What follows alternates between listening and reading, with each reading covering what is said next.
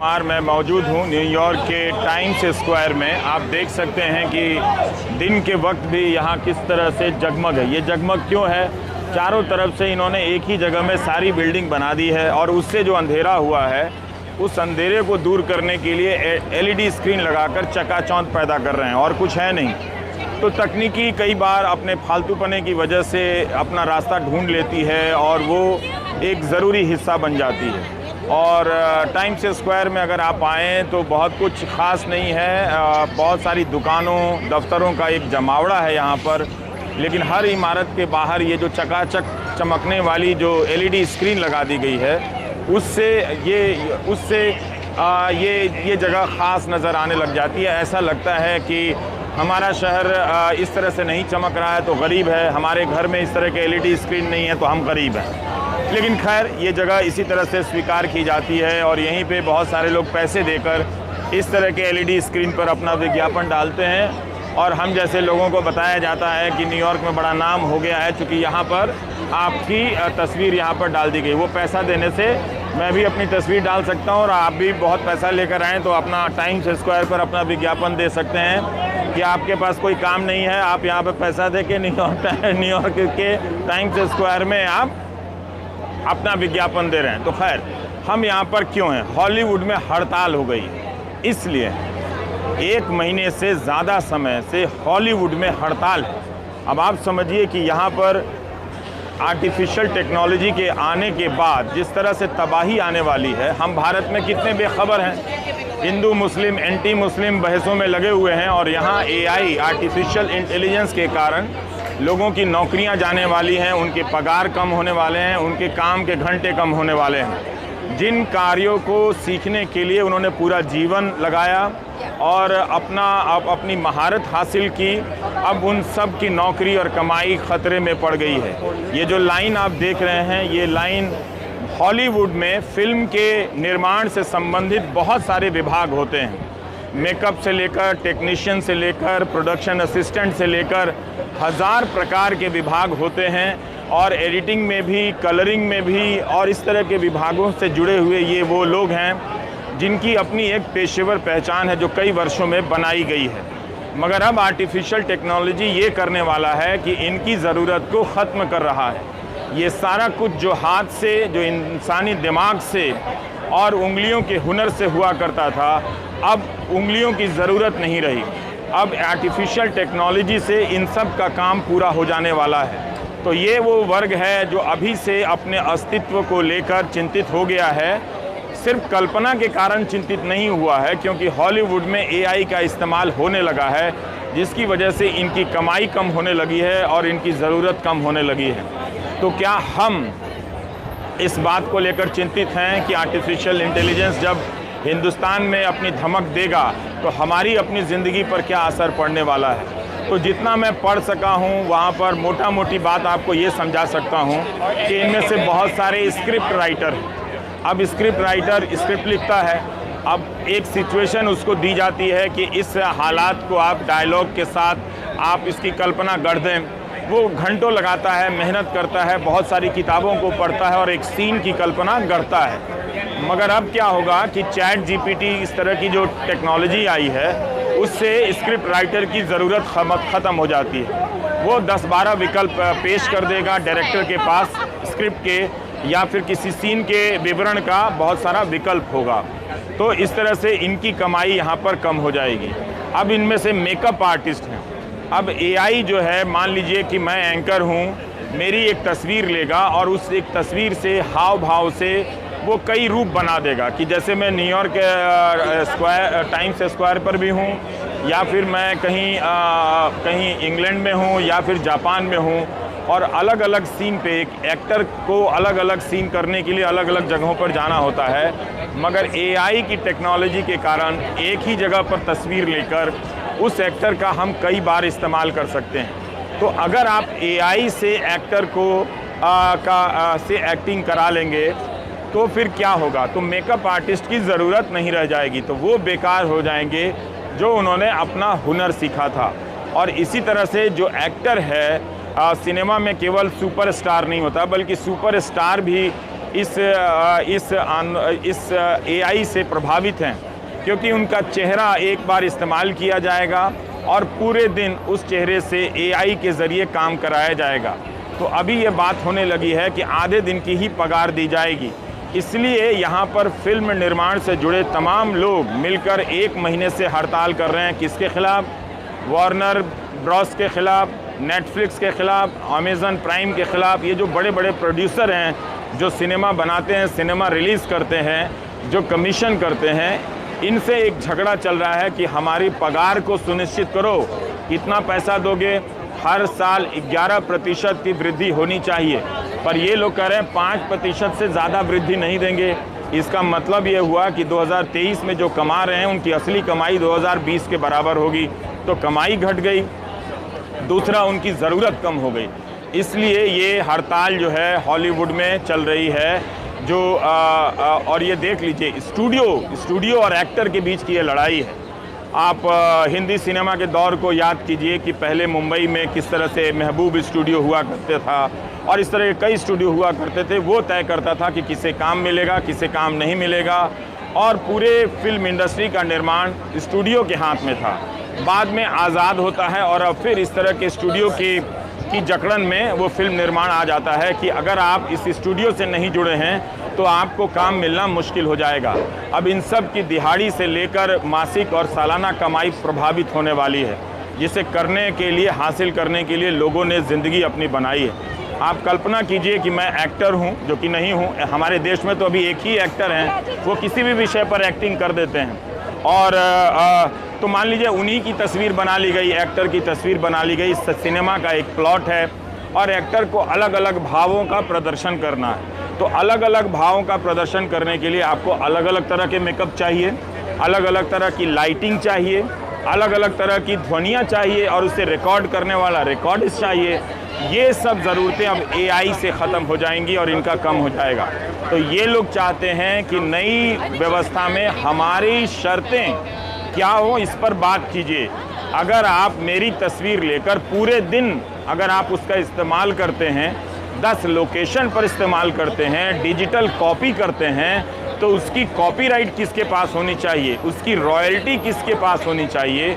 ये सब नए नए मसलों को लेकर यहाँ पर आंदोलन हो रहा है। ये समस्या एक दिन बॉलीवुड में भी पहुँचने वाली है और उससे जुड़े लाखों लोगों की ज़िंदगी प्रभावित होने वाली है, जो सीरियल इंडस्ट्री से जुड़े हुए हैं। मगर हम अभी सो रहे हैं एंटी मुस्लिम डिबेट टेलीविज़न पर देखकर, एक अलग ही हिंदू सुख की कल्पना में अपने आप को ले गए हैं। यहाँ पर लोग जाग गए हैं कि आर्टिफिशियल टेक्नोलॉजी जो आया है वो अब क्या करने वाला है। तो अब आप देखिए कि ये कह रहे हैं कि अगर एआई इतनी ज़रूरत है, एक बोर्ड पर लिखा है, तो स्टूडियो के जो मालिक हैं उन्हीं को हटा दो, उनकी क्या ज़रूरत है। स्टूडियो का जो एग्जीक्यूटिव ऑफिसर है, सीईओ है, उसको हटा दो, उसकी भी क्या ज़रूरत है, वो काम भी एआई कर लेगा। दरअसल एआई जो है वो मालिकों की बादशाहत काम करने के लिए आया है कि जहाँ जो मालिक की स्थिति में है वो बचा रह जाएगा, और जो कामगार है, जो मज़दूर है, जो मेहनत कश है, जो कलाकार है,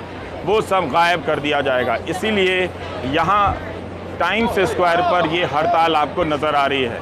तो अमेरिका में भी लोग अपने हितों को लेकर सड़कों पर उतरते रहते हैं।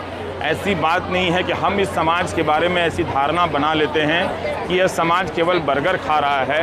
नागरिक हितों और अपने मजदूरी के हितों से इसे कोई लेना देना नहीं है, जो कि गलत है।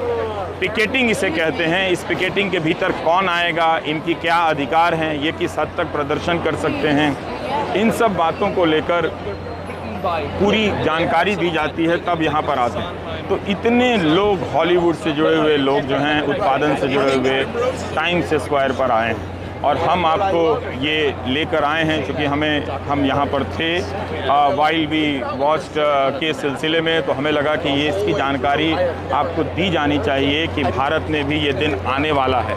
और ये लड़ाई बहुत लंबी चल गई है, 1 महीने से ये लड़ाई चल रही है कि लोग अपने अधिकारों को कैसे सुनिश्चित करेंगे, अपनी कमाई को कैसे सुनिश्चित करेंगे। तो फिल्म इंडस्ट्री से जुड़े हुए लोग इस एआई टेक्नोलॉजी से बेकार हो रहे हैं। गोदी मीडिया के पत्रकारों को भी समझ लेना चाहिए कि उनका काम उनसे बेहतर बहुत जल्दी एआई करने वाला है, तो वे अपने आप को एआई की तरह ना बरतें। वो हो गए हैं एआई, क्योंकि फीड कर दिया जाता है एक आइडियोलॉजिकल, और वो फिर वो उसी को बकने लग जाते हैं। तो बेहतर है कि जल्दी से संभल जाएं, वरना एआई उनको भी रिप्लेस करने वाला है। ये सिर्फ टेलीविज़न इंडस्ट्री का संकट लेकर नहीं आ रहा है, ये मीडिया का भी संकट लेकर आ रहा है। तो आप देख सकते हैं कि लाइन कितनी लंबी है यहाँ पर, और इस वक्त टाइम्स स्क्वायर में हज़ारों की संख्या में हॉलीवुड से जुड़े हुए लोग जमा हुए हैं, जो अलग अलग काम करते हैं। साउंड रिकॉर्डिस्ट हैं, लाइटमैन हैं, कैमरा पर्सन हैं, और मेकअप मैन हैं,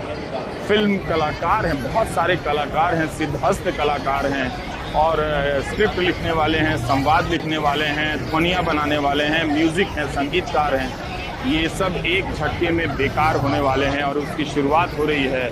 इनकी कमाई अब आधी होने वाली है। तो लड़ाई चल रही है जो फिल्म निर्माताओं का संगठन है उसके साथ, और ये लोग अपने हकों के लिए यहाँ पर जमा हुए हैं। तो ये टाइम्स स्क्वायर है, आप देखिए इसकी चकाचौंध में इसकी चकाचौंध के पीछे जिस इंडस्ट्री का सबसे बड़ा हाथ था, जिस इंडस्ट्री के पैदा किए गए किरदारों का सबसे बड़ा हाथ था, आज उसी टाइम्स स्क्वायर में इस इंडस्ट्री के लोग अपने बेकार हो जाने के लिए और अपने गैर ज़रूरी अपनी ज़रूरत समाप्त हो जाने की चिंता के खिलाफ जमा हुए हैं। तो जो चमक आप पैदा करते हैं वही चमक आपकी ज़िंदगी में अंधेरा भी लेकर आता है। तो इस बात का ध्यान रखिएगा।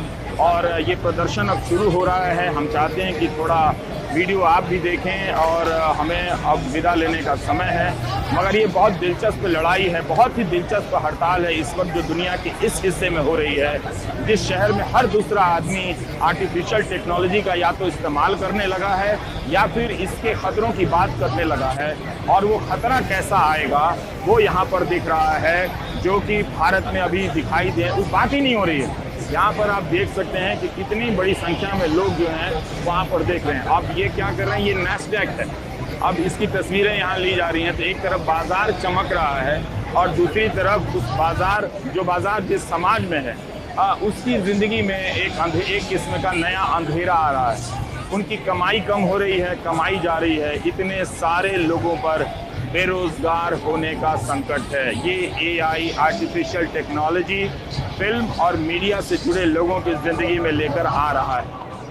आप इस्तेमाल करना सीख सकते हैं, लेकिन ऐसा नहीं है कि इन्हें इस्तेमाल करना नहीं आता है। जब कलाकार ही कंप्यूटर से पैदा किया जाने लगेगा तो इंसान ने अपनी जो कलात्मक अभिव्यक्तियों को पैदा किया है उसका क्या होगा। मेरी कोशिश यही होती है कि चूँकि अब मैं रवीश कुमार ऑफिशियल यूट्यूबर हूँ, तो इसलिए जहाँ भी जाऊँ वहाँ घूमने के बजाय काम करूँ और उसे एक अपने लिए अवसर में बदलूँ, आप दर्शकों के लिए अवसर में बदलूँ, क्योंकि हमारे पास संसाधन बहुत कम होते हैं। यूट्यूब में जाने के कारण दुनिया को जानने का जो तरीका है, देश को जानने का तरीका है, वो एक तरह से सीमित होता जाता है। इसलिए मैं यहाँ घूम नहीं रहा हूँ, वाइल वी वॉच के लिए आया था, लेकिन मैं लगातार काम कर रहा हूँ और इसीलिए इस हड़ताल में आया हूँ दिखाने के लिए कि किस तरह से लोग यहाँ पूरे उत्साह के साथ जमा हुए हैं।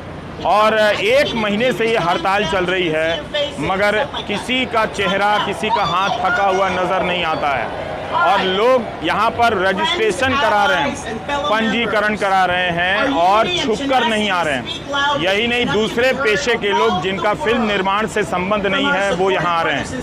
हम सबको समझना पड़ेगा कि ये लड़ाई क्यों महत्वपूर्ण है। ये लड़ाई हो रही है कम मजदूरी के खिलाफ, यानी लगातार महंगाई की तुलना में आपका पगार कम होता जा रहा है। भारत में भी ऐसे लोगों की संख्या अब बहुत बड़ी हो चुकी है जिनकी कमाई साल दर साल घटती चली जा रही है महंगाई के अनुपात में। इसलिए ये लड़ाई बहुत महत्वपूर्ण है कि यहाँ पर जो हॉलीवुड, जो अरबपतियों का साम्राज्य कहा जाता है, जिसकी अमीरी, जिसकी शोहरत देखकर दुनिया गश खाकर गिर जाती है, उसका अंधेरा बाहर निकल कर आया है। और हजारों की संख्या में लोग यहाँ पर नजर आए हैं जो अपनी मजदूरी बढ़ाने की मांग कर रहे हैं। कम मजदूरी पर काम करने की दुनिया के खिलाफ ये लड़ाई है और इस लड़ाई का नारा है कि सॉलिडारिटी बहुत ज़रूरी है। यूनियन हमें मजबूत बनाता है। हम सबको बताया जाता है कि अमेरिका पूंजीवादी देश है, यहाँ यूनियन खत्म हो गया है, यूनियन का मतलब कम्युनिस्ट होना है। लेकिन यहाँ पर आप देखिए कि कितना बड़ा यूनियन है हॉलीवुड के भीतर, जो 1 महीने से हड़ताल को संचालित कर रहा है। यूनियन की एक्टिविटी को फिर से समझने की ज़रूरत है, उसकी ज़रूरत को महसूस करना, देखने की भी ज़रूरत है कि आज यूनियन क्यों इतना ज़रूरी है, क्योंकि लोगों के पगार नहीं बढ़ रहे हैं। यहाँ पर फिल्म अभिनेता से लेकर हर कोई आया है, इसलिए हॉलीवुड में चल रही है हड़ताल हर नजरिए से महत्वपूर्ण है। आप इस हड़ताल को अनदेखा नहीं कर सकते। यहाँ के अखबारों में भर भर पन्ना इस हड़ताल के बारे में रोज छप रहा है अलग अलग पहलुओं से। मंच पर देखिए तो हमें बताया गया कि हॉलीवुड और यहाँ के टेलीविज़न इंडस्ट्री के बहुत ही सिद्धहस्त कलाकार मौजूद हैं और वो हड़ताल में आए हैं। भारत के जो कलाकार होते हैं, फिल्म स्टार होते हैं, वो नफरती मामलों में तो आगे सक्रिय नज़र आते हैं, लेकिन बात जहाँ हक की होती है, मोहब्बत की होती है, वो पीछे चले जाते हैं, चुप रह जाते हैं। पर इस मंच पर मैं नाम से इन्हें नहीं जानता, मगर मुझे बताया गया है कि बहुत बड़ी संख्या में बड़े बड़े स्टार, ये ब्रायन साहब हैं जो ताली बजा रहे हैं, और भी कई लोग हैं, हीरोइन हैं, हीरो हैं, जो यहाँ पर आकर अपना समर्थन जता रही हैं और आर्टिफिशियल इंटेलिजेंस और कम मजदूरी के खिलाफ या फिर नौकरी जाने वाली है उसकी चिंता को लेकर ये कलाकार खड़े हैं।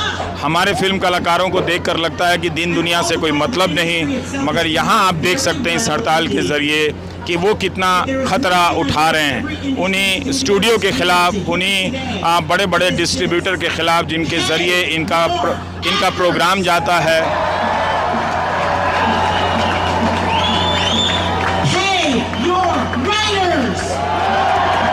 अपने लेखकों को पैसा दो, अपने एक्टर को पैसा दो,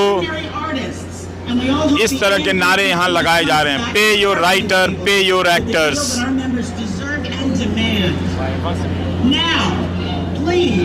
In the way that only New Yorkers can, put your hands together and welcome SAG-AFTRA New York President Ezra Knight.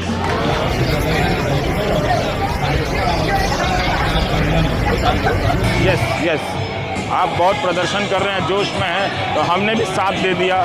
लड़ने वालों का साथ देना चाहिए कि जो अपने हकों के लिए लड़ते हैं उनका साथ देना चाहिए। तो इसी तरह से मैं आपसे विदा लेना चाहता हूँ। नमस्कार, मैं रवीश कुमार, टाइम्स स्क्वायर से।